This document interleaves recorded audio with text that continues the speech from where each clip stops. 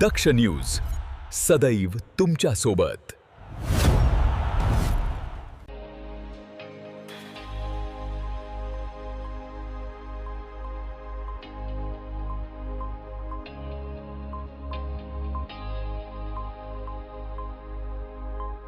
गुन्हे शाखा युनिट 2 ने उल्लेखनीय कामगिरी करत इंदिरानगर परिसरातील माऊली ज्वेलर्स दुकानातील घरफोडीचा गुन्हा उघडकीस आणला असून मध्य प्रदेशातील 2 आरोपींना अटक केली आहे। आरोपींकडून सुमारे 13,29,283 रुपयांचा मुद्देमाल जप्त करण्यात आलाय। पोलीस आयुक्त संदीप कर्णिक यांच्या आदेशानुसार घरफोडीच्या गंभीर गुन्ह्यांचा समांतर तपास सुरू असताना पोलीस उपायुक्त किरणकुमार चव्हाण आणि सहाय्यक पोलीस आयुक्त संदीप मिटके यांच्या मार्गदर्शनाखाली गुन्हे शाखा युनिट 2 ने तपासाची सूत्रे हाती घेतली।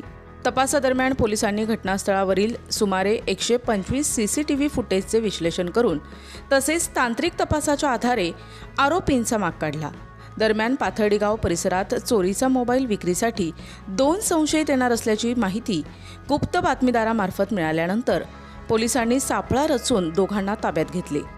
अटक करण्यात आलेल्या आरोपींची नावं काल्या सखाराम बारेला आणि अनिल राजाराम पावरा अशी आहेत। आरोपींकडून 4.5 किलो चांदीचे दागिने, सोन्याचे दागिने, 3 मोबाईल फोन आणि 2 मोटारसायकली असा एकूण 13,29,000चा मुद्देमाल जप्त करण्यात आलाय। चौकशीत आरोपींनी इंदिरानगर पोलीस ठाण्यात दाखल असलेल्या माऊली ज्वेलर्स घरफोडीची कबुली दिल्याने हा गुन्हा उघडकीस आलाय। पुढील तपासासाठी आरोपी आणि जप्त मुद्देमाल इंदिरानगर पोलीस ठाण्याच्या ताब्यात देण्यात आलाय। ही कारवाई गुन्हे शाखा युनिट 2चे प्रभारी अधिकारी पोलीस निरीक्षक हेमंत तोडकर यांच्या नेतृत्वाखाली डॉक्टर समाधान हिरे, संजय सानप, बाळू शेळके, शंकर काळे तसेच गुन्हे शाखेच्या अधिकारी आणि अंमलदारांच्या पथकाने यशस्वीरित्या पार पाडली। संकेत भंगाळे, दक्ष न्यूज, नाशिक।